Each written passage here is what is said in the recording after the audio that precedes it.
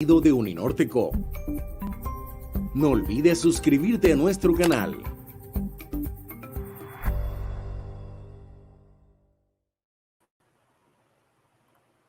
Muy buenos días para todos y muy bienvenidos a esta conferencia inaugural del segundo semestre del 2021, en conmemoración de nuestros 50 años del Departamento de Psicología de la Universidad del Norte, 50 años contribuyendo al bienestar y al desarrollo humano desde el Caribe colombiano.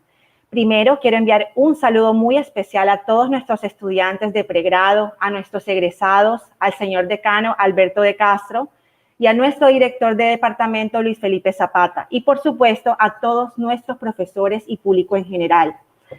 Todos nos sentimos realmente muy complacidos de hacer parte de esta historia. Nacimos en 1971 con el Acuerdo 74 del ICFES, y fuimos uno de los primeros programas de psicología en el país y el primero en formar psicólogos en la costa caribe colombiana.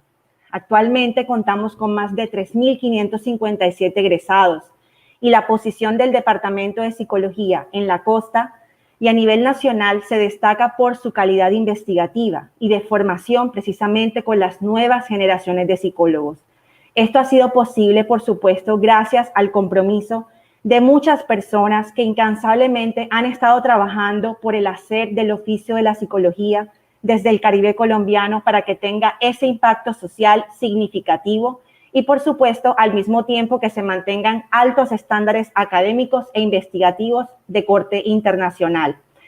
Este año hemos realizado diversos eventos académicos para poner en alto, primero, el nombre de nuestra profesión de psicólogos y, por supuesto, para celebrar estos 50 años.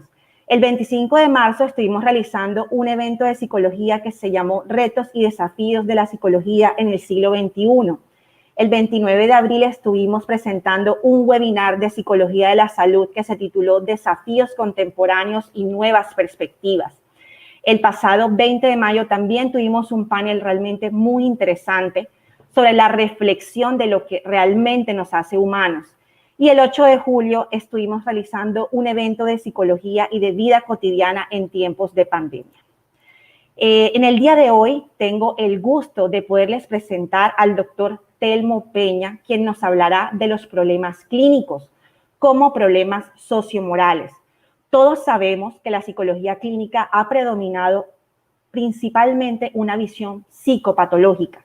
Sé que la propuesta que nos trae el doctor Peña les va a parecer muy interesante porque parte del supuesto de que la enfermedad mental es un error lógico, que la mente realmente no es un ser vivo que se puede enfermar y que si efectivamente hay alguna anomalía, lo escucharán que no se referirá a una enfermedad mental, sino biológica. Su teorización en este espacio va a centrarse en que los criterios diagnósticos y los problemas mentales deben valorarse a través del comportamiento cultural y social y que la forma como estamos valorando el comportamiento no debe partir de un criterio científico, sino de un criterio sociomoral que va, por supuesto, a cambiar con el colectivo social, la historicidad y, por supuesto, con los modelos predominantes en la psicología.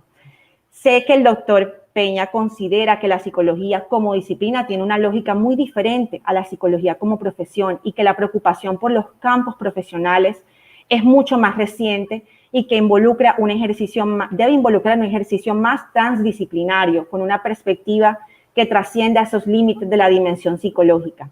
Así que bueno, sin más preámbulos, tengo el gusto de poderles presentar al doctor Telmo Peña Correal.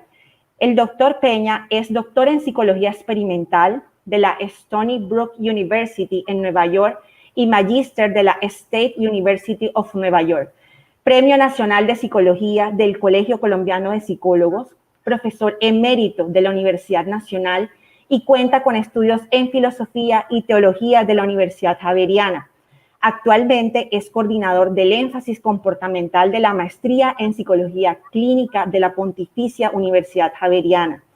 Sus líneas de investigación han estado dirigidas, por supuesto, a la psicología clínica y de la salud y a la conducta simbólica.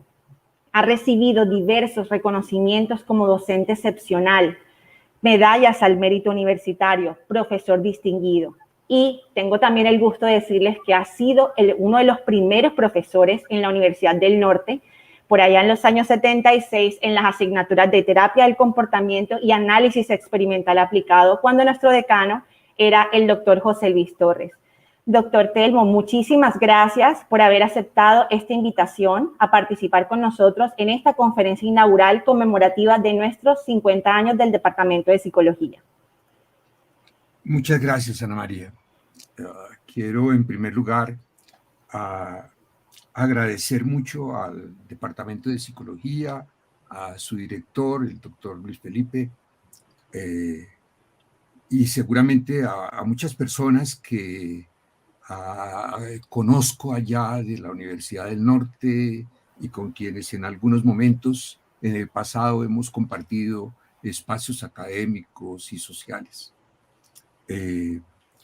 Reitero que para mí es un honor esta invitación a participar en esta primera conferencia inaugural de psicología de la Universidad del Norte con ocasión de la celebración de sus 50 años.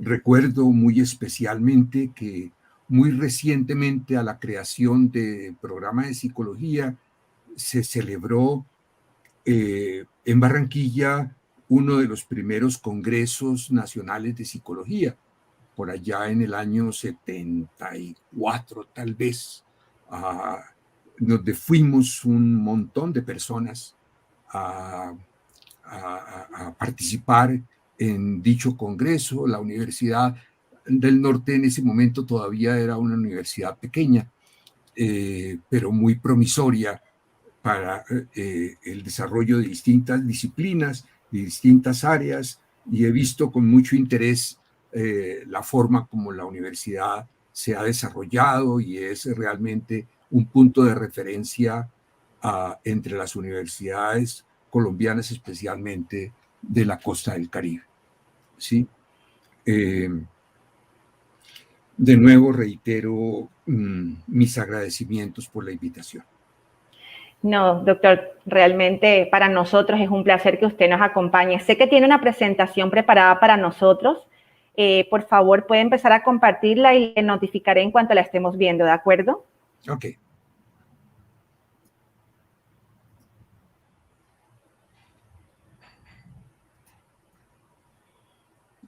¿La están viendo? Sí, doctor. Adelante, ya estamos viendo su presentación. Ok. Probablemente para muchos de ustedes que me están escuchando y para la gente en común y corriente que no está muy familiarizada con la psicología,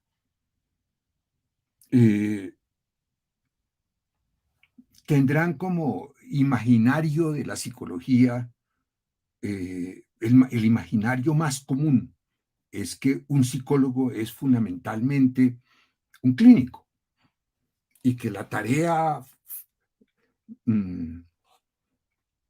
central de los psicólogos sea el análisis, evaluación, tratamiento de las personas que tienen trastornos mentales. Eso obviamente da lugar a múltiples reflexiones y algunas de las cuales yo quiero compartir hoy con ustedes.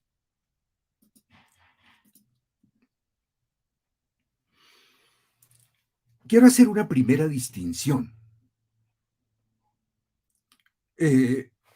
Una cosa es pensar lo clínico como un tipo de problemáticas y otra cosa es pensar lo clínico como una forma de abordar ciertos problemas. Muchas veces las personas tienden a pensar que lo clínico se refiere a una serie de problemas que usualmente llamamos los problemas mentales, los problemas de salud mental.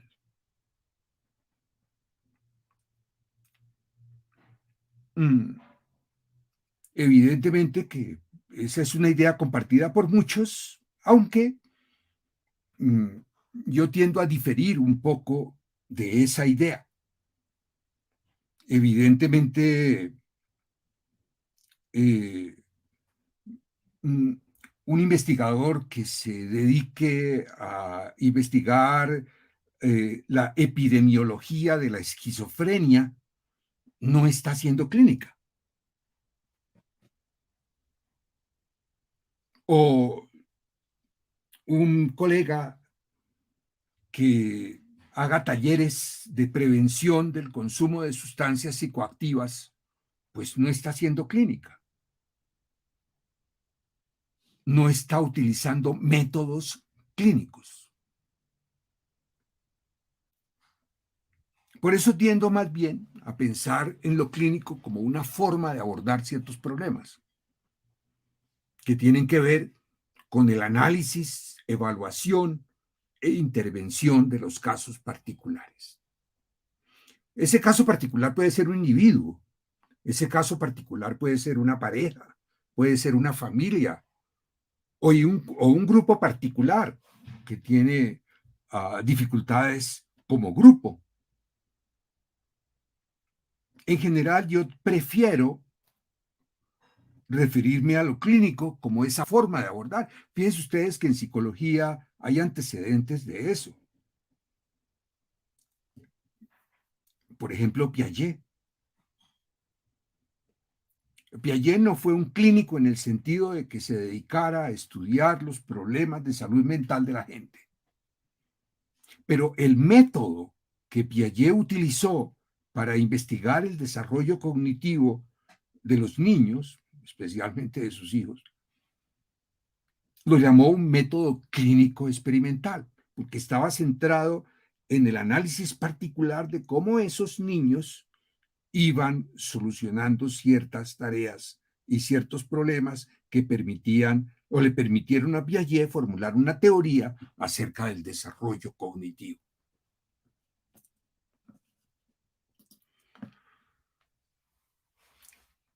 Ahora, quiero detenerme de todas maneras en el primer punto, y es, ¿cuáles son esos problemas de salud mental?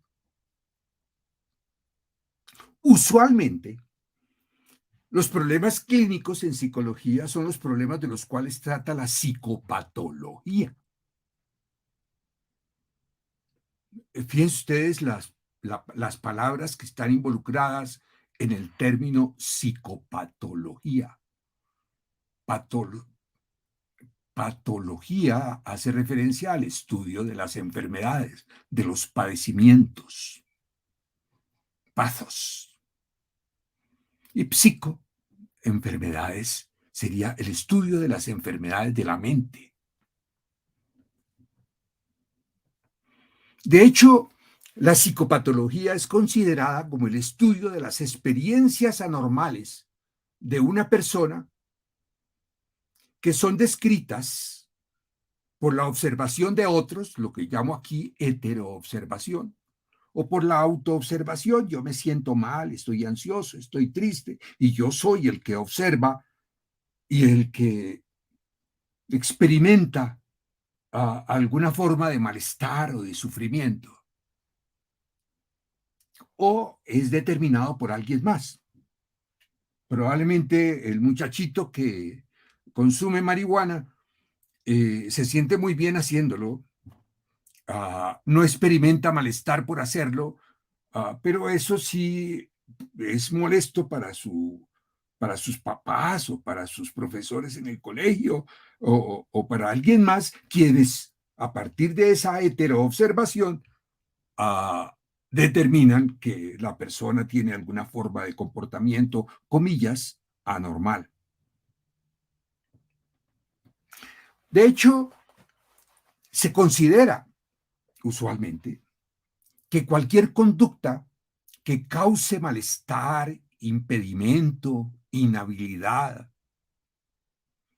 a raíz de la disrupción o deterioro de funciones cognitivas o neuroanatómicas, podría ser clasificado como parte de la psicopatología.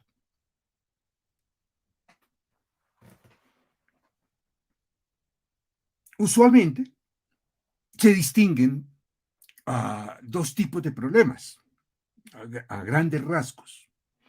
Algunos de ellos que pueden estar relacionados con problemas orgánicos. u otros que están relacionados con problemas de funcionamiento sin que se detecte o se determine la presencia de una anomalía biológica. Ambos tipos de problemas son los que usualmente son clasificados como enfermedades mentales, de origen orgánico o de origen funcional. Obviamente que toda esta clasificación no la hicieron los psicólogos, no la hemos hecho los psicólogos,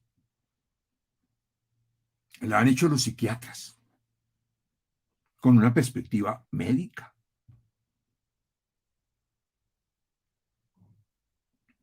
El pensar que los problemas de las personas pueden ser conceptualizados como problemas nosológicos, es decir, como problemas de enfermedad, pues es relativamente reciente en la historia de Occidente.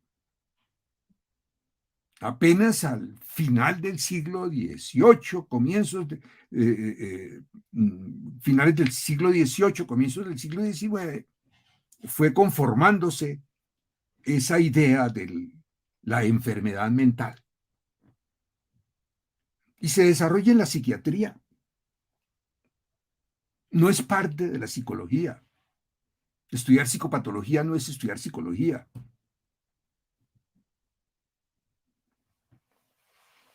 Realmente los psicólogos llegamos tarde como auxiliares de los psiquiatras y por lo tanto terminamos los psicólogos por allá en la época de la Primera Guerra Mundial en los Estados Unidos a ser colaboradores de los psiquiatras en procesos fundamentalmente de evaluación. Yo he dicho en otros escenarios que el psicólogo se convirtió para el psiquiatra lo que el bacteriólogo o el radiólogo es para el médico general. Y a eso se llamó clínica. Específicamente cuando uno va donde un médico, el médico le hace un interrogatorio y le hace un examen clínico.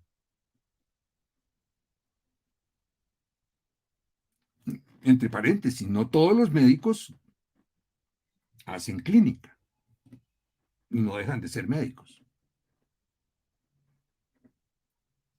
Luego el médico, ¿qué hace? Lo manda uno a un laboratorio clínico a que le hagan el cuadro hemático, a que le hagan un parcial de orina, a que le saquen unos rayos X, etc. Y llamamos a esos laboratorios clínicos porque examinan cada caso particular. Análogamente es lo que ocurrió y lo que ocurría, y así fueron los primeros modelos de entrenamiento de psicólogos en este país, el primero de ellos en la Universidad Nacional, donde fundamentalmente la competencia del psicólogo era aplicar pruebas, hacer entrevistas y contribuir al mejoramiento del diagnóstico de la enfermedad mental.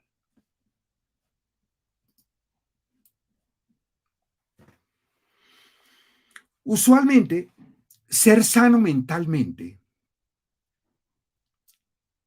significa tener bienestar psicológico. El concepto es interesante,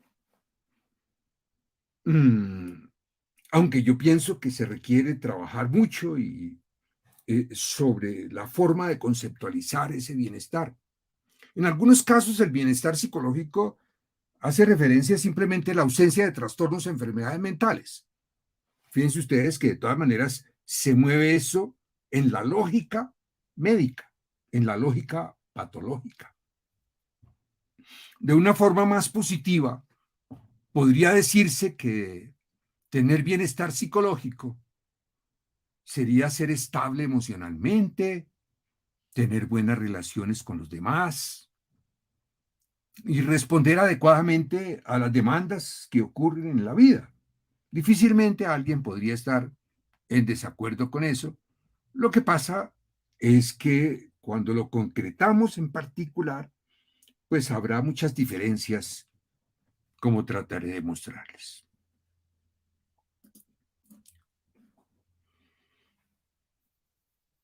Yo quiero plantearles a ustedes que los conceptos de enfermedad y salud mental son problemáticos. ¿Por qué?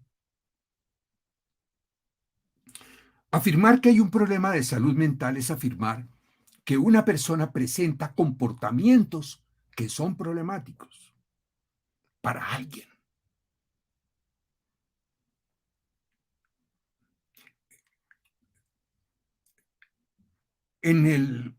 En casi todos los casos que se evalúa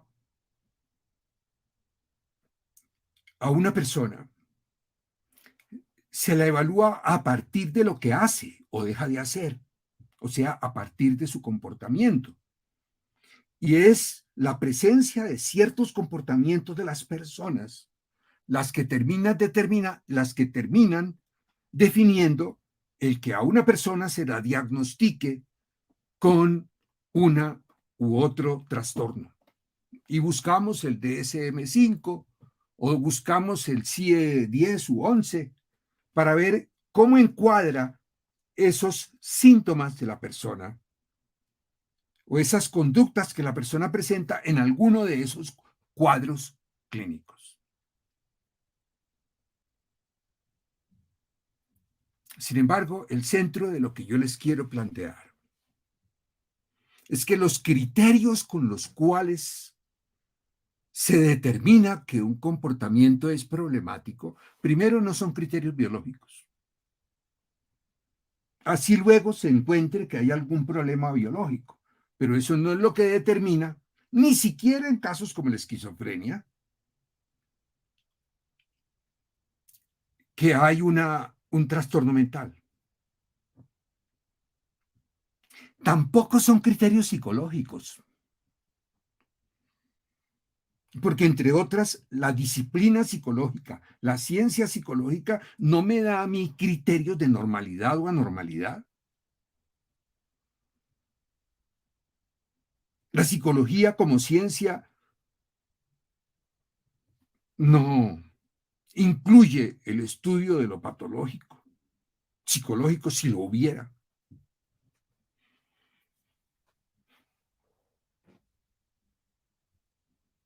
Más bien, la valoración de los comportamientos como problemáticos es una valoración que hacemos en función de criterios sociomorales. Y esa es la tesis fundamental de lo que yo quiero presentarles o estoy presentándoles hoy. Lo trato de justificar.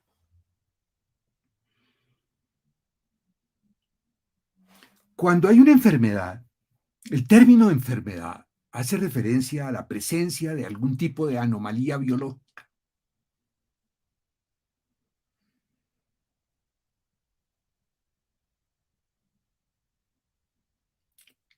Si hay una anomalía biológica, se puede decir que hay una enfermedad. Hay casos en los cuales, en el caso de la medicina, un médico determina que hay ciertos signos y ciertos signos y síntomas, y esos signos y síntomas hacen suponer que hay algún tipo de anomalía, y desde el punto de vista de la medicina, solamente cuando un síndrome puede determinarse que existe la anomalía biológica, recibe el nombre de enfermedad. En algunos casos sigue permaneciendo el término síntoma o síndrome,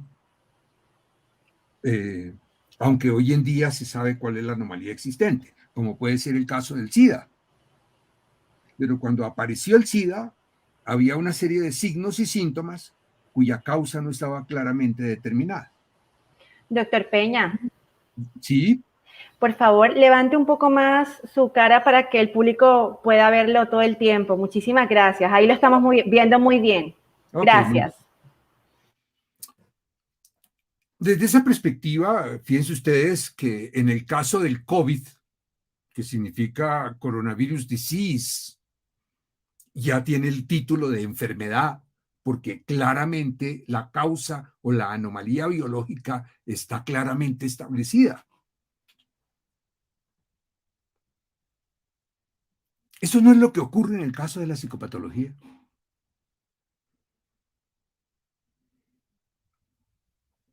muy pocos casos de los que se clasifica como trastornos mentales hay una causa biológica claramente determinada.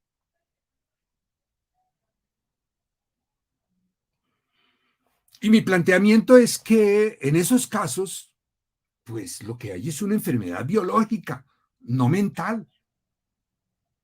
Pongo una analogía para que me lo entiendan. Si yo me parto una pierna,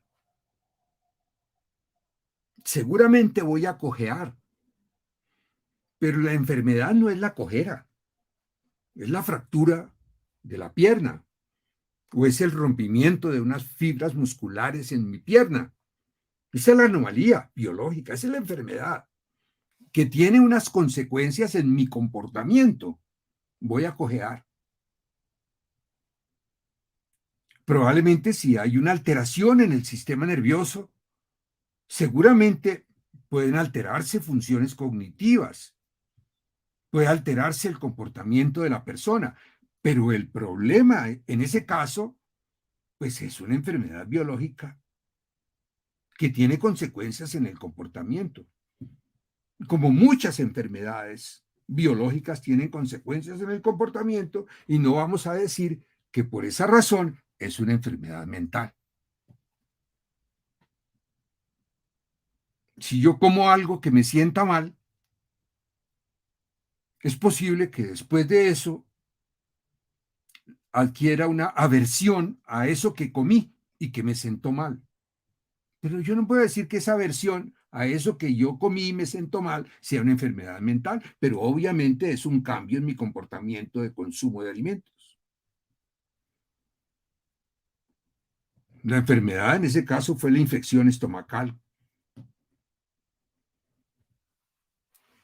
Por otra parte, la enfermedad, la mente no se enferma. Primero, la mente no es un ser vivo y solamente los seres vivos se enferman. ¿Ok?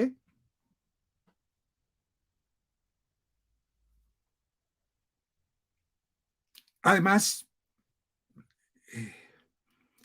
yo tiendo a pensar que la mente es más bien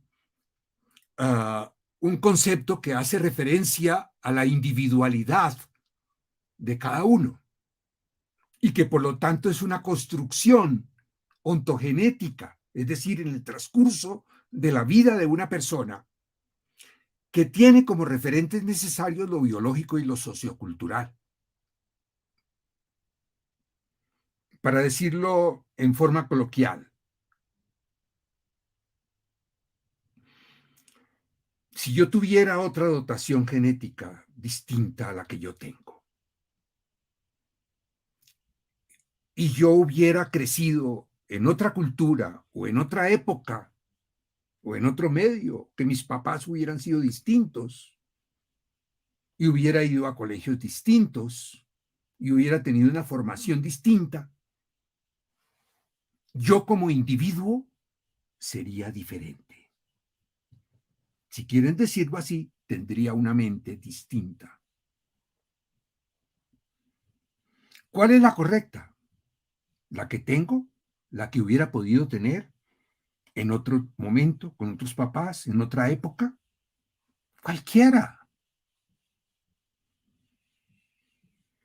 Por eso significa que no hay un solo criterio de la forma correcta de ser individuo.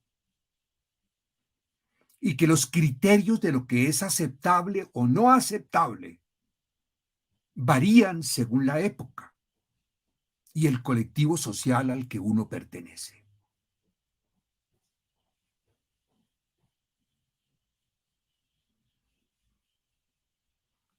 O sea, hay una valoración de lo que uno hace indudablemente. Como seres sociales, participamos de colectivos sociales todos. Tenemos costumbres y hay ciertas costumbres que se institucionalizan. Hay ciertas costumbres que tienden a ser dominantes y que se valoran como adecuadas y otras formas de comportarse como inadecuadas. Y esos criterios de valoración cambian. Algunos cambian en función de cosas como el sexo,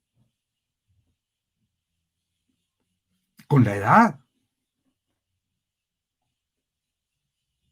con el rol social que nosotros llevamos a cabo.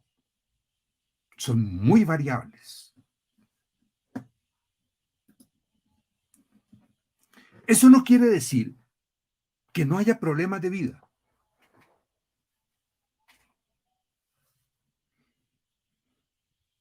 El que yo ponga en tela de juicio el concepto de enfermedad mental no significa que no hay problemas. Obviamente hay problemas, que yo prefiero, siguiendo a Thomas Szasz, llamarlos problemas de vida. Evidentemente, lo que hacemos puede afectar la convivencia con otros.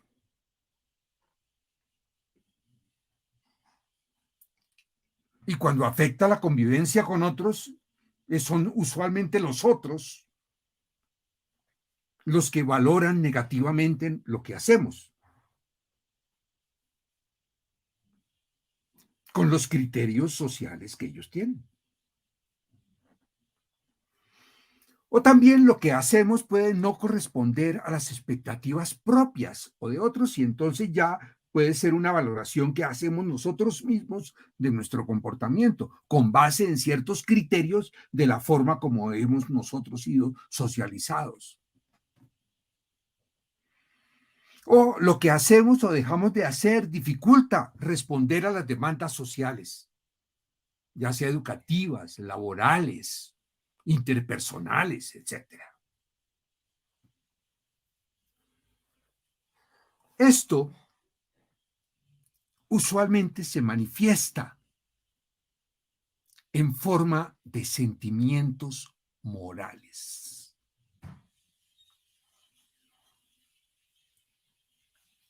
Sentimientos morales como ansiedad, vergüenza, culpa, tristeza, rabia, que usualmente terminan siendo, por ejemplo, el motivo de consulta para un psicólogo clínico. La gente se va porque está muy ansiosa, porque se siente muy triste, porque siente mucha rabia o rencor contra algo o contra alguien, porque se siente culpable de algo. Hay una larga tradición que viene desde la filosofía, desde el siglo XVIII, XIX, que ha llamado a eso sentimientos morales.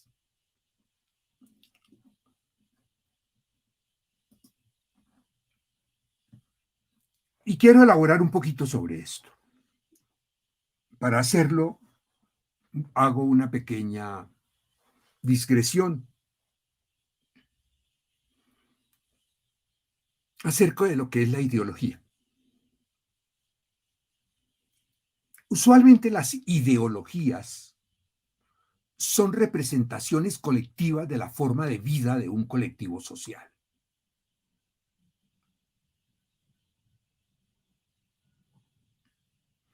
Una ideología se manifiesta en lo que se hace, lo que se dice, lo que se acepta, que se puede y debe hacer. Una ideología usualmente manifestada de esa manera implica alguna forma de justificación de la forma de actuar, explícita o implícita.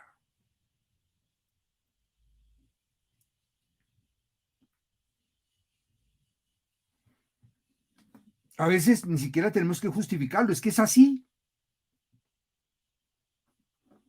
Si para un muchacho el papá o la mamá no lo dejan salir de noche a la calle y el muchacho pregunta, ¿y por qué no puedo salir? ¿O por qué no? No, usted aquí en la casa mandan su papá y su mamá. ¿Y por qué? Pues porque soy su papá y su mamá. No, no hay que dar más explicaciones. Así está el orden de las cosas. Y esa es, obviamente, detrás de eso, pues hay toda una forma de concebir la vida social que se manifiesta de múltiples formas, ¿sí? A veces somos increíblemente sexistas. Para poner un simple ejemplo, vamos por una calle y vemos que un carro que va delante de nosotros pone la direccional hacia la derecha y al llegar a la esquina voltea a la izquierda y yo miro quién es y veo que es una mujer y digo, tenía que ser una vieja. Fíjense la carga ideológica que tiene esa afirmación que supone una valoración en función del género.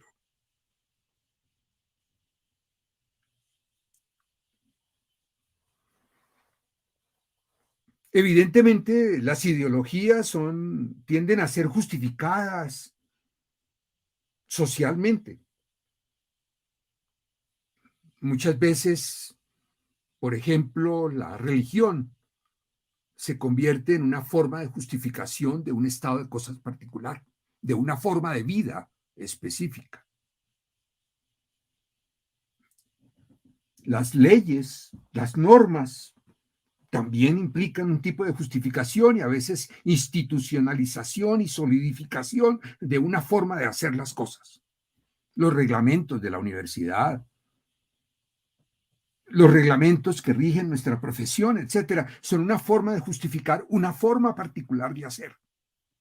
Podría ser de otra manera. Así termina estableciéndose de una manera particular. Obviamente eso puede ser cambiante y de hecho es cambiante, pero sigue existiendo. En ese sentido, la psicopatología es un discurso que representa la forma como se concibe la forma incorrecta de vivir. Y cómo se concibe en un momento particular. Cuando yo estudié psicología hace ya 50 años, estábamos en el DSM-2.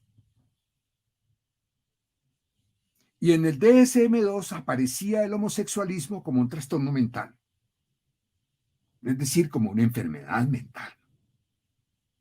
Lo mismo que múltiples formas de actividad sexual que no fuera el coito entre hombre y mujer se consideraban anomalías. Obviamente que estaba detrás de eso toda una concepción ideológica acerca del sexo.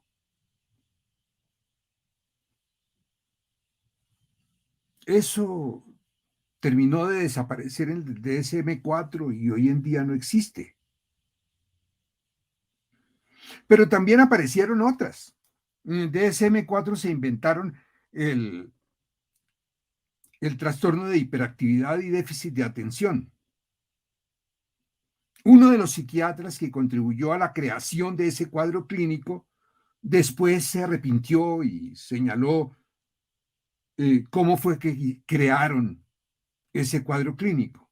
Y van apareciendo y desapareciendo, algunas veces afectados por los intereses, por ejemplo, de las farmacéuticas. Pero detrás de todo eso hay una forma particular de concebir a la vida humana en concreto, no en general. De hecho, el aprendizaje de las prácticas ideológicas siempre ocurre regulado por instancias de poder. Y esas instancias de poder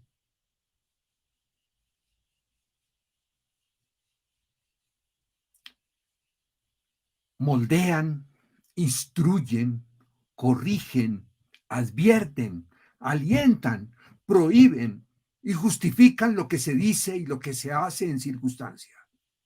Y esas instancias de poder son de múltiples naturalezas. Está el Estado, obviamente. Está la familia.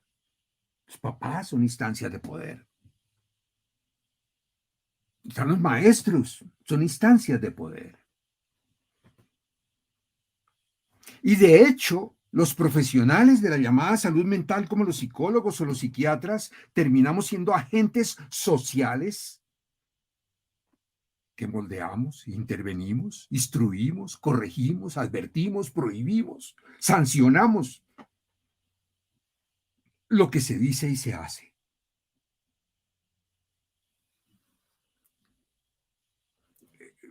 No quiero asociar con esto ninguna teoría conspiratoria, ninguna es la forma como funciona la vida social.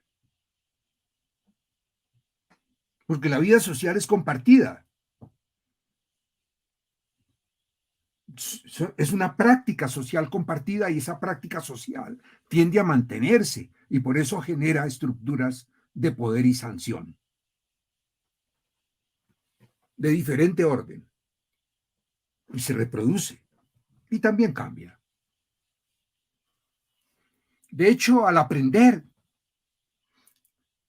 al vincularme yo socialmente, al socializarme,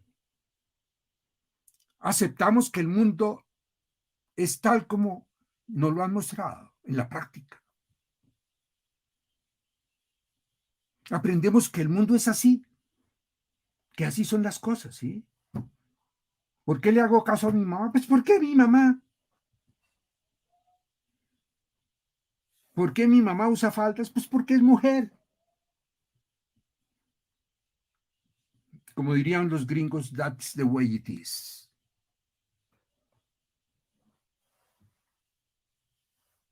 E incluso tendimos a aceptar que las asimetrías y las diferencias son parte inherente del mundo. Al trabajo que ha costado a la mujer luchar contra una forma particular sexista de ver las relaciones hombre-mujer y del lugar que la mujer le corresponde en el mundo.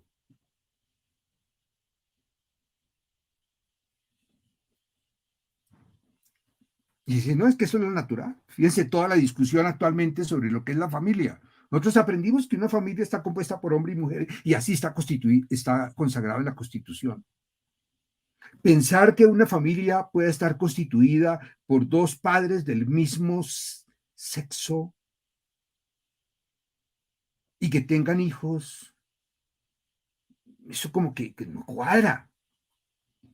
¿No? Y entonces acudimos a, es que eso no es lo natural y acudimos hasta la Biblia para decir eso no fue lo que Dios creó. Hay un tipo de justificación para cada forma de hacer las cosas. Otros lo justificarán lo otro de otra manera, distinta. Pero fíjense ustedes que en todo eso hay una valoración social y moral.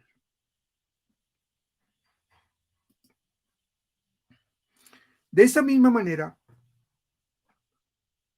es que valoramos el comportamiento de las personas. Los comportamientos son valorados en relación con las prácticas aceptadas y justificadas ideológicamente, a través del ejemplo, a través de las sanciones sociales, a través de las normas o los discursos religiosos, políticos, morales o profesionales.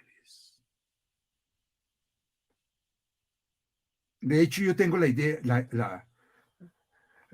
tengo la tesis de que en muchos campos, por ejemplo, los psicólogos terminamos reemplazando a los sacerdotes y a los pastores en la sanción social de lo que está bien y lo que está mal, lo que es adecuado y lo que es inadecuado. Y esa valoración social implica que un comportamiento pueda ser evaluado en ciertos contextos como legal o ilegal, o como ético o antiético, o como moral o inmoral, o como normal o anormal, dependiendo del contexto.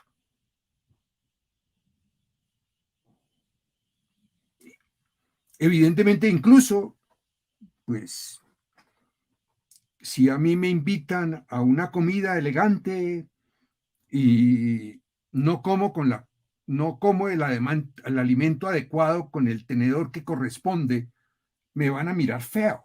Y eso es una valoración social. Obviamente, no me van a mandar donde el psicólogo porque es simplemente una falta de urbanidad. Seguramente me mandarán a leer La urbanidad de Carreño. O hablarán mal de mí a mis espaldas diciendo lo poco culto, lo poco educado que soy. Pero obviamente eso es una sanción social. El campo de la ética es ya una cuestión de una regulación, por ejemplo, en el ejercicio de una profesión. Los psicólogos tenemos un código deontológico que regula lo que podemos y no podemos hacer en nuestro ejercicio profesional, y existe un tribunal para valorar nuestro comportamiento profesional. O en algunos otros casos hacemos ciertas cosas y se considera que lo que hacemos es pecado o no, o es inmoral. Y usualmente cuando vamos a la dimensión moral, si hacemos algo, nos sentimos orgullosos o nos sentimos culpables. Y solamente cuando hay esa dimensión, es que encontramos ese tipo de situación a la cual voy a referirme en un momento. En ese mismo sentido está lo normal o anormal.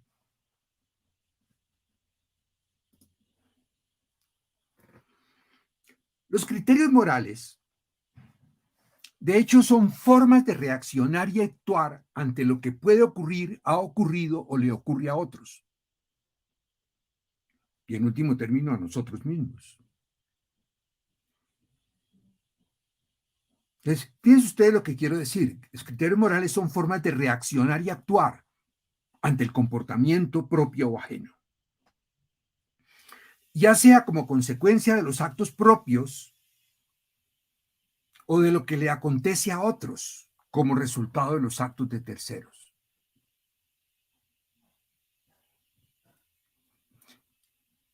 Esos criterios morales están regulados por factores de tipo interpersonal o personal.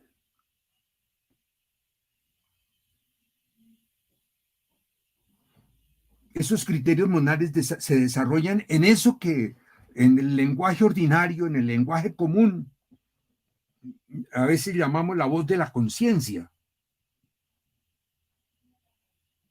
Esa voz de la conciencia no es porque Dios nos la puso adentro de alguna manera, es inherente al ser humano, sino que se originan en la convivencia social con uno o varios grupos de referencia.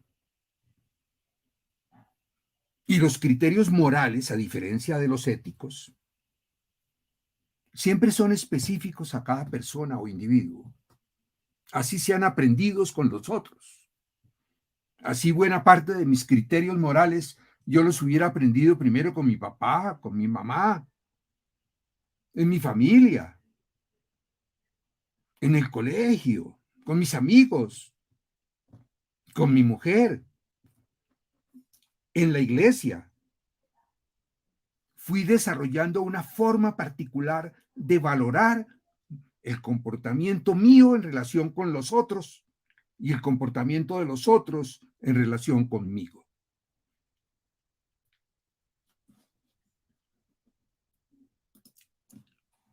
En ese contexto surgen los sentimientos morales que había mencionado previamente. Los sentimientos morales son reacciones afectivas a los actos realizados o por realizar, propios o ajenos. Un sentimiento es algo que le ocurre a una persona con base en los criterios de lo que es correcto o incorrecto hacer en una situación. A eso es lo que llamamos sentimiento moral. Ese sentimiento moral usualmente se experimenta o como un bienestar o como un malestar en relación con el comportamiento propio o ajeno, porque hay otros sentimientos que no son morales.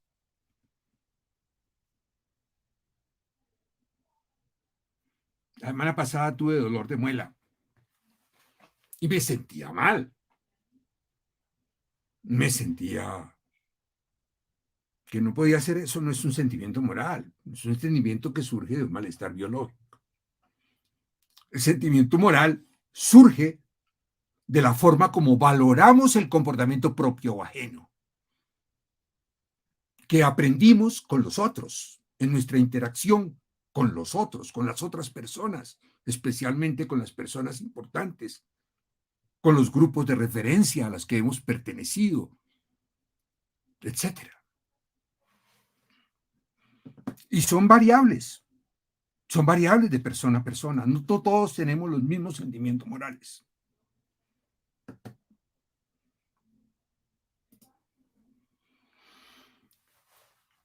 Surgen, como acabo de decir, en el contexto de las relaciones interindividuales. Las relaciones concretas de una persona con otros individuos pueden ser individuales, interpersonales, o personales o interpersonales. Ahí tengo un error.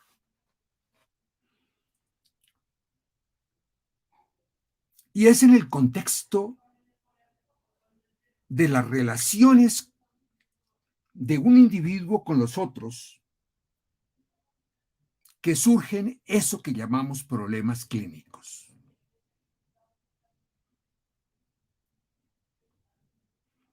En último término, terminan siendo problemas que tienen que ver con la convivencia.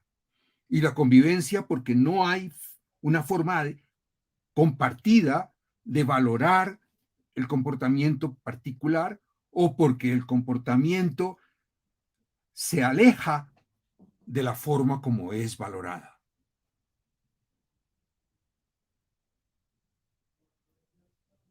En un problema de pareja, por ejemplo, es posible que el esposo valore como inadecuado el comportamiento de su esposa, porque no cuida bien los hijos, porque no tiene bonita la casa, porque no está en la casa cuando él llega de trabajar matándose todo el día en la oficina. Eso es una valoración que le genera a él un sentimiento moral de disgusto, de desaprobación, de rabia.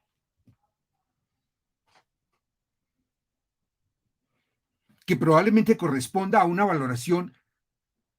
Supongamos que la esposa comparte esa forma de valoración, entonces ella se va a sentir culpable de no estar en la casa cuando llegan los niños del colegio. O se va a sentir culpable si va a trabajar, porque el deber suyo como esposa es estar en la casa.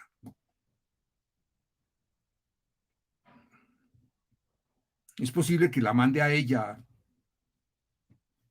al psicólogo, porque se siente mal, porque se siente culpable, porque se deprime.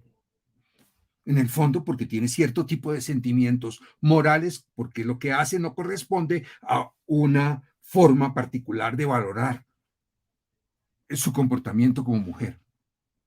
En otros casos puede ser que la valoración de uno y otro sea diferente, y entonces no coinciden.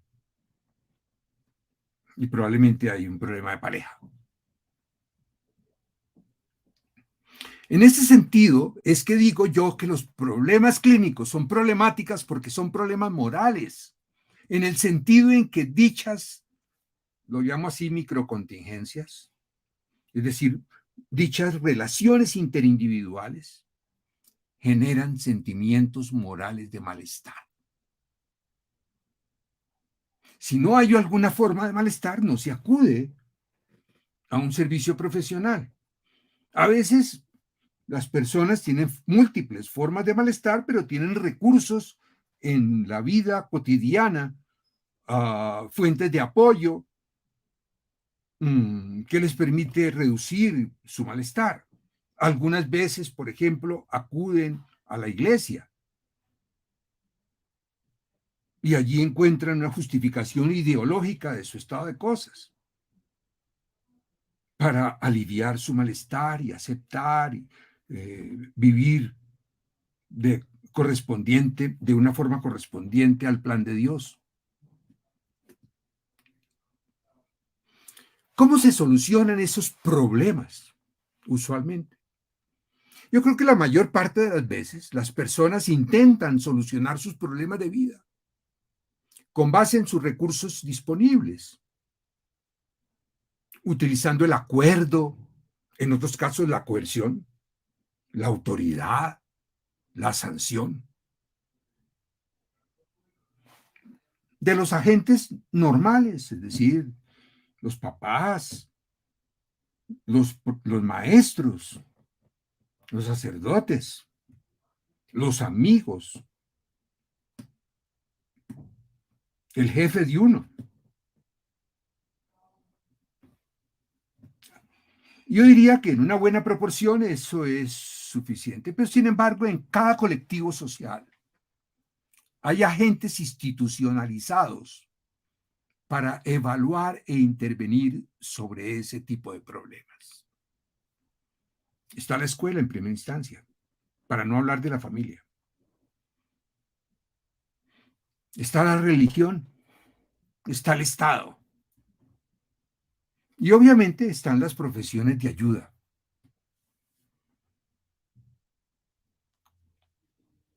Como la psiquiatría, como la psicología, como el trabajo social, como la terapia ocupacional y otras,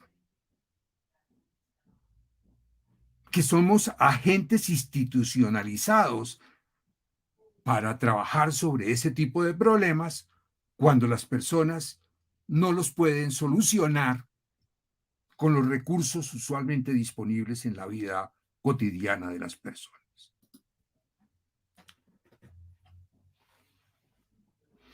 Esos problemas pueden abordarse de múltiples maneras. Y esas múltiples maneras, a mi juicio, pueden y deben ser complementarias. Se pueden abordar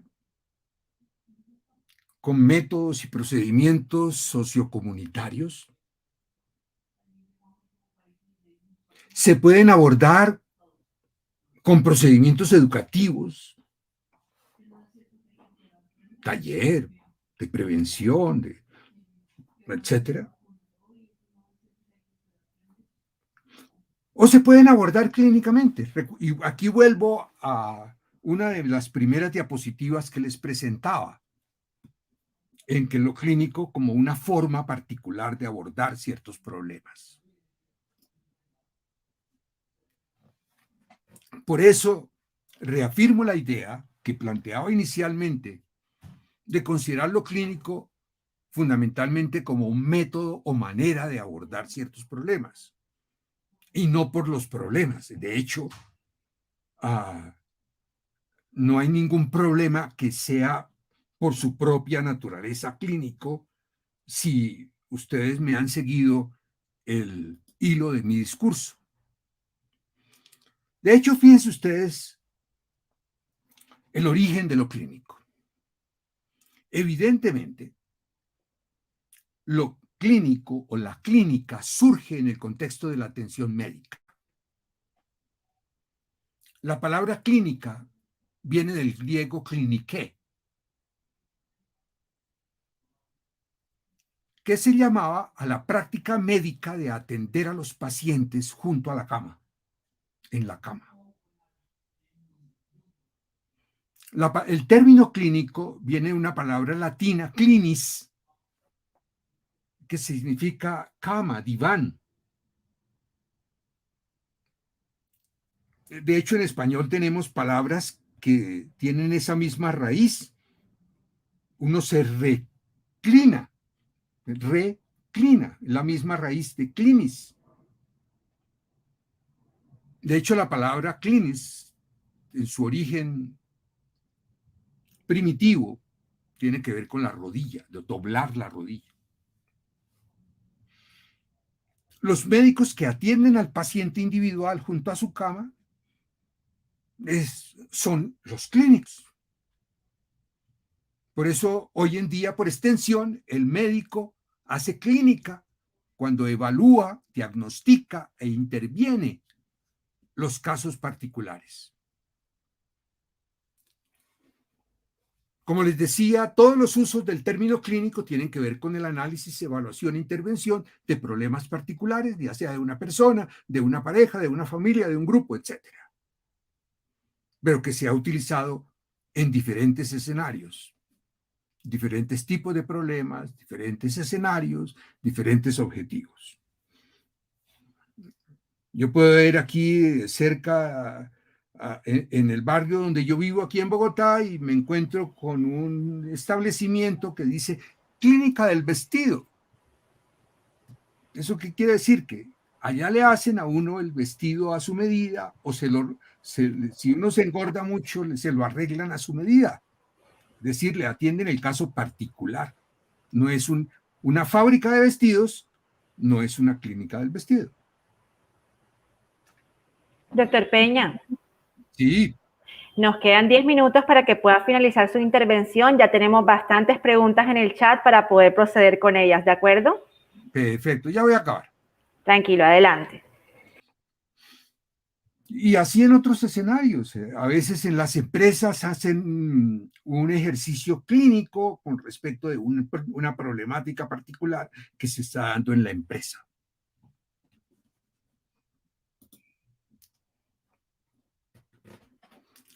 En el campo de la salud mental, lo clínico hace referencia desde esa perspectiva a todas las técnicas y procedimientos tendientes a evaluar e intervenir sobre casos particulares.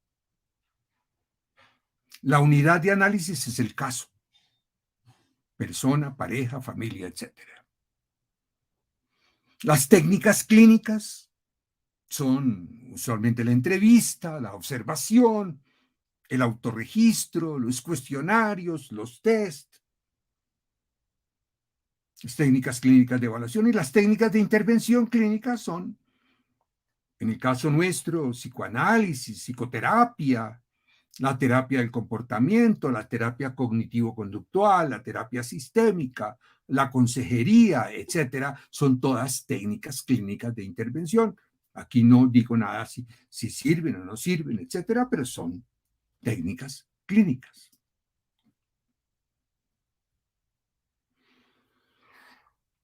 Obviamente, dada la raíz médica de lo clínico, en un campo como el nuestro en psicología, aún mantenemos el lenguaje médico, y en particular el lenguaje psiquiátrico, con todas las consecuencias negativas.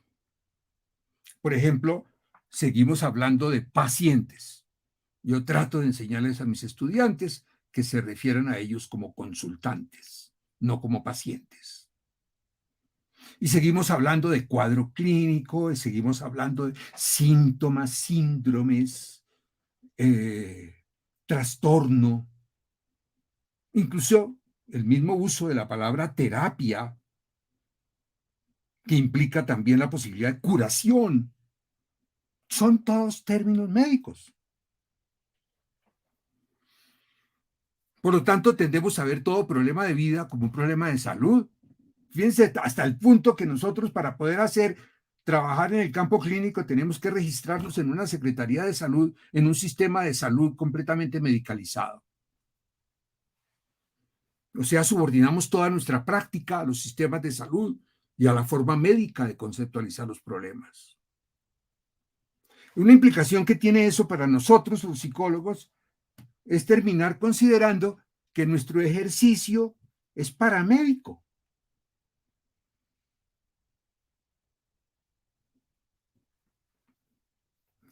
Funcionamos con los médicos prácticamente como auxiliares subordinados al sistema médico. Yo trabajé en una universidad donde psicología pertenece a la escuela de medicina. Obviamente en esa escuela de medicina es absolutamente impensable que el decano vaya a ser un psicólogo. Será un médico. Y recuerdo cuando ese decano, un decano muy buena persona, me decía, qué bueno que ustedes, los psicólogos, estén aquí con nosotros para enseñarnos a ser más humanos. Para que es que los médicos a veces somos muy mecanizados y necesitamos a la psicología para que nos enseñe a humanizar nuestras relaciones personales y hacerlas más amables. Fíjense ustedes esa concepción particular que a veces se tiene de nuestro ejercicio profesional. ¿Y qué de la psicología clínica? De hecho, ninguna de las actividades que yo mencioné previamente son exclusivas de los psicólogos. De hecho, las hacen los psiquiatras, los trabajadores sociales, las enfermeras, los psicólogos, las terapeutas ocupacionales, las fonoaudiólogas, los consejeros. La psicología clínica se construyó como una profesión auxiliar de la psiquiatría. Y a mediados del siglo XX, los psicólogos empezamos a tener un papel más central y más importante a partir de la forma como se desarrolló la psicología clínica en los Estados Unidos después de la Segunda Guerra Mundial. Y por eso la APA, la American Psychological Association, desarrolló el modelo del científico practicante para entrenar a los psicólogos en actividades, en técnicas clínicas fundamentadas en la ciencia psicológica. Para terminar, la psicología clínica es un campo de trabajo articulado alrededor de un tipo de problemas y no alrededor de la psicología, aunque se llame psicología. Por consiguiente, la psicología clínica implica necesariamente una conceptualización de los problemas humanos, de cierto tipo de problemas de vida, que incluyan conocimientos que no solamente provienen de la psicología, sino también de las neurociencias y de la ciencia social. Desafortunadamente, en la mayor parte de los casos, la psicología clínica no es psicología aplicada. Cuando yo hago entrevista, no estoy aplicando psicología. Estoy haciendo entrevista. La entrevista es una técnica que utilizamos muchas profesiones, pero no se deriva de una teoría psicológica. Hay muchas técnicas terapéuticas que no se derivan de la teoría psicológica, y eso no es malo, eso es lo normal. Así como en medicina no todo se deriva de la biología y de la química. La forma como un cirujano raja o como sutura una herida, pues no es biología aplicada, ni es química aplicada, ni es farmacología aplicada. O sea, el ejercicio profesional implica el uso de técnicas y procedimientos que tienen diferentes orígenes. En general, para mí, la psicología es una disciplina que intenta dar cuenta de cómo se desarrolla la individualidad. Y el producto de la psicología son las teorías, no técnicas de intervención. Quizás esa psicología, como disciplina científica, debería tener una función heurística para ayudarnos a comprender la forma como se han desarrollado las individualidades problemáticas. Y con esto termino. Sé que hay una gran cantidad de contenido. Les agradezco muchísimo su atención y estoy en este momento a su disposición para responder las inquietudes que ustedes tengan. Muchísimas gracias, doctor Peña, por todos estos aportes en esta conferencia inaugural de nuestros 50 años. Realmente nos quedan de reflexión que los problemas de salud mental se han venido definiendo como cualquier conducta que causa, como usted dice, ese malestar, ese impedimento o esa inhabilidad, y que históricamente esos problemas de las personas han venido siendo categorizados como unos problemas nociológicos que realmente no provienen de la psicología, sino del ámbito de la psiquiatría. Y que en ese sentido, por supuesto, necesitaremos continuar fortaleciendo el concepto de bienestar psicológico para ir, obviamente, alcanzando ese ideal de salirnos de esa concepción tradicionalmente médica, ¿no? Varias ideas que podríamos resumir quizás.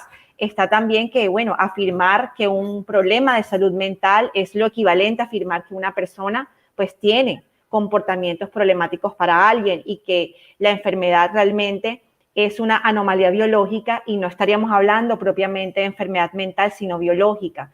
Como usted mismo lo ha dicho en este espacio, que la mente no es un ser vivo, que no se enferma y que es una construcción ontogenética, y que por eso es más pertinente que las personas que estamos trabajando en este ámbito hablemos más de problemas de la vida y que se manifiesten a los psicólogos clínicos realmente más como unos motivos de consulta de tipo moral, y que esa visión psicopatológica es una representación quizás incorrecta de la forma de vivir, ¿no?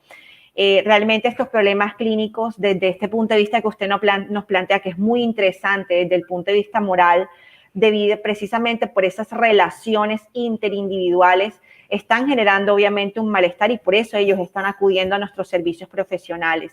Tenemos varias preguntas, doctor Peña. Me gustaría empezar. Una de los participantes nos pregunta: si los problemas de la vida no son psicológicos como tal, ¿sería pertinente que las universidades dividan entre una carrera de psicología y una nueva profesión para abordar tales problemas? La pregunta es muy interesante, pero tiene muchas aristas distintas. Una de ellas es tratar de tener alguna claridad acerca de qué es lo que llamamos lo psicológico. Y por lo tanto, qué es lo que llamamos la psicología.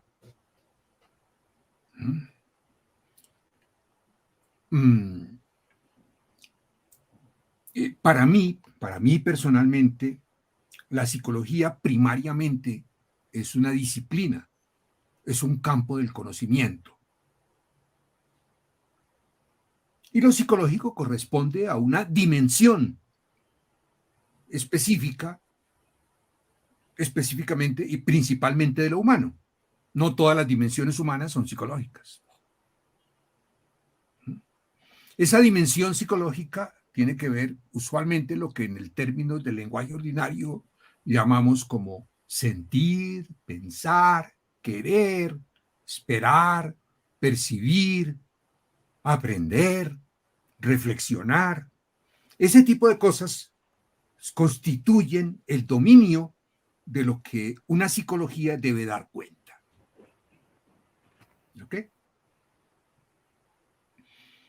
Esa dimensión psicológica pues está presente siempre que está involucrado el comportamiento humano. Ahora, la tesis que yo he tratado de mostrar es que el criterio que define cuando algo es problemático no es un criterio psicológico, no es un criterio que se deriva de la disciplina psicológica, sino es un criterio que se deriva de la forma como un colectivo social y una persona conceptualiza y valora el comportamiento de alguien. ¿Sí? Y es usualmente eso lo que me lleva a una persona a consultar a un profesional. ¿Sí? Entonces, es un problema humano, pero no todo problema humano se define, ni creo que ningún problema humano se define con base en los criterios de la psicología, propiamente dicha. A no ser que alguien considere que psicología es psicopatología, y entonces les decimos que lo que definen que algo es un problema humano son los psiquiatras, que fueron los que construyeron esos sistemas de clasificación. Doctor Peña, también nos preguntan los participantes cómo se debería entonces clasificar, definir y estudiar desde la universidad y tratar la conducta humana como psicólogos desde la perspectiva que usted nos está planteando? A ver.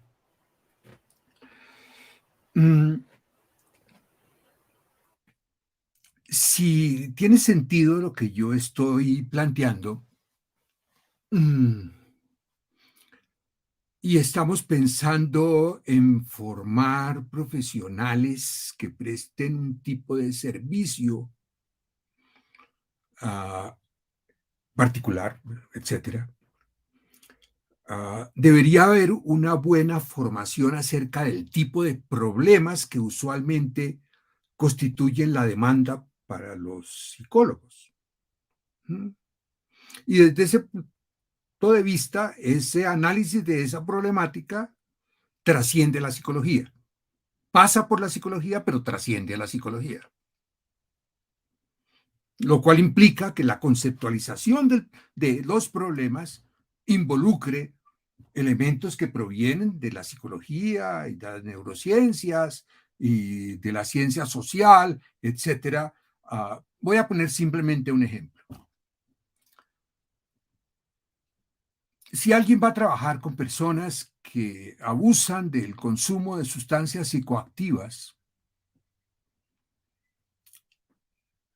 pues eso tiene múltiples dimensiones. Hay una dimensión psicológica, pero hay una dimensión biológica, obviamente. Y hay una dimensión incluso jurídica, sociológica, antropológica. Y creo que cualquier persona que vaya a trabajar en ese campo tenga que tener una buena conceptualización de ese tipo de problemas. Y obviamente eso no me lo da exclusivamente la psicología. La psicología se queda completamente corta. Como decía hace unos años una colega muy apreciada mía, con la psicología no alcanzamos a reconstruir ni el comportamiento de una cucaracha. Se requieren elementos que provengan de diferentes fuentes. Fíjense ustedes que aquí, al decirlo esto, lo que yo estoy reafirmando y planteando es la psicología como un campo disciplinario y no la psicología como una profesión. Voy a decir algo que de pronto los escandaliza. La psicología profesional podría no llamarse psicología. Hacer psicoterapia no es hacer psicología.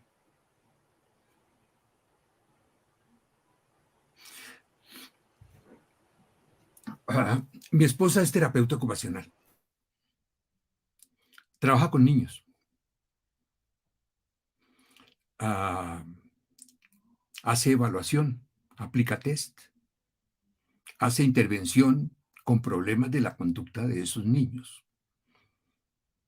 Si yo le pregunto a ella, ¿qué es lo que estás haciendo? Me dice, estoy ejerciendo mi profesión de terapeuta ocupacional. Yo a veces digo, no diría, eso que ella hace no sería lo mismo que a veces hacen los psicólogos clínicos infantiles.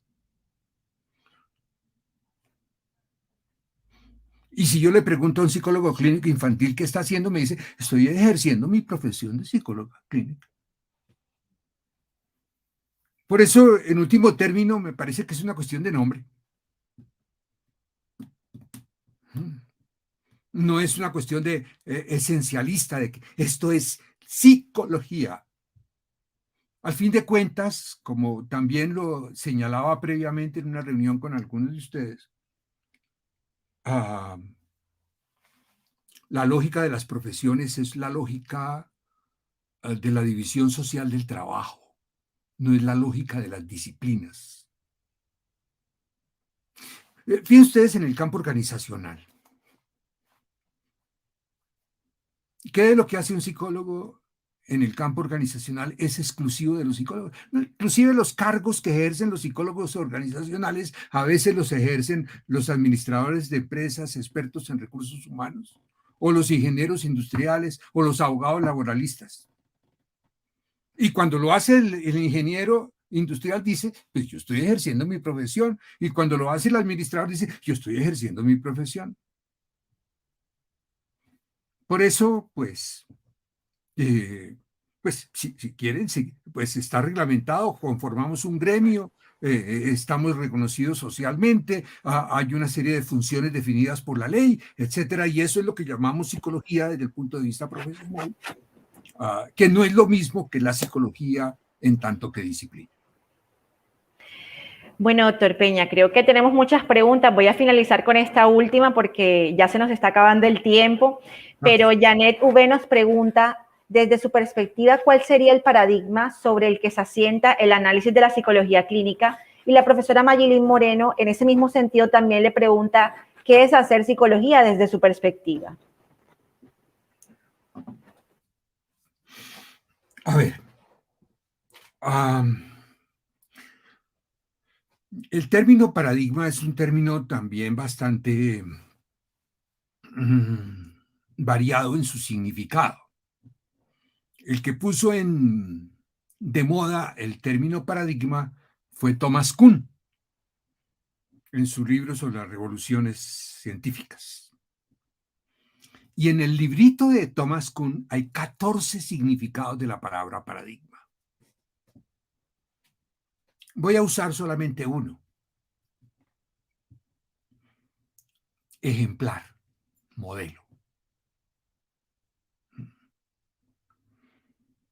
Obviamente, cuando yo pienso en la clínica, el ejemplar, paradigma o modelo dominante ha sido el modelo médico. Me pregunto si podemos construir un paradigma o modelo de ejercicio profesional diferente al médico.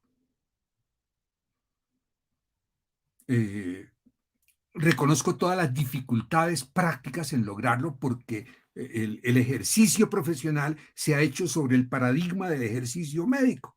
Entonces yo tengo consultorio, atiendo pacientes, tengo que hacer RIPS para la Secretaría de Salud, tengo que ponerles un código psiquiátrico a los pacientes que yo atiendo. Ese es el paradigma vigente.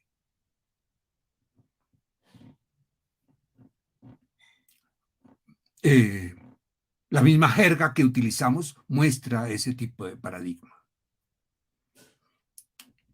Creo que es un reto el pensar en formas de trabajo, de conceptualizar nuestra acción sin dejar de estar regulado socialmente y probablemente por el Estado en nuestro ejercicio, que vaya más allá del paradigma médico con el cual seguimos trabajando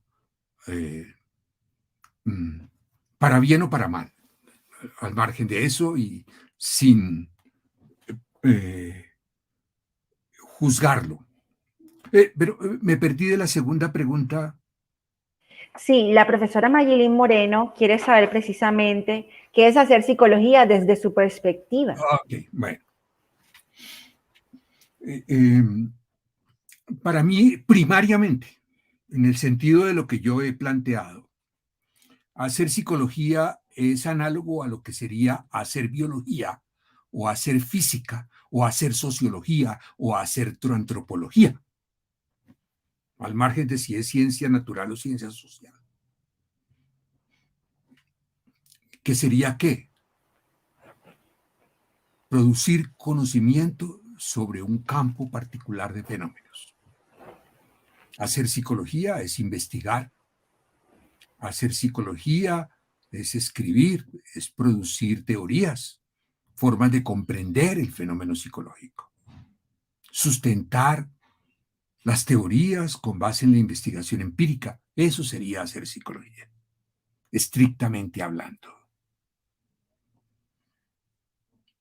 Que es distinto a hacer lo que social y culturalmente se ha establecido como hacer psicología clínica, que es usualmente hacer evaluación y psicoterapia, que puede o no tener que ver con la psicología en términos de lo que yo dije previamente. No sé si con eso respondo la inquietud. De acuerdo, doctor Peña. Realmente estamos muy agradecidos desde el Departamento de Psicología, desde la División de Humanidades y Ciencias Sociales. Nos quedamos realmente con este importante reto que nos propone para un nuevo realmente ejercicio de la psicología clínica. Gracias nuevamente por haber aceptado esta invitación con nosotros. Muchísimas gracias a ustedes. Es un honor que me hayan invitado y un placer porque por allá en los años 70 estuve dictando un curso, viajaba cada mes allá a Barranquilla, a la Universidad del Norte, y lo hice creo que unos 3 o 4 semestres. Muchísimas Bueno, gracias. tenemos que actualizar esa invitación, claro que sí. Ok, bueno, pues muy Feliz amables. resto de día y muchas gracias. Ok, muy Bueno, muchísimas gracias a todos por haber estado con nosotros en este espacio, en esta conferencia inaugural con el doctor Telmo Peña. Muy agradecidos para todas las personas que estuvieron conectadas, que fueron más de 100. Muchos saludos a todos nuestros estudiantes de pregrado y a nuestros egresados, profesores y público en general. Feliz resto de día. Los siguientes contenidos de Uninorte.co te pueden interesar. No olvides suscribirte a nuestro canal.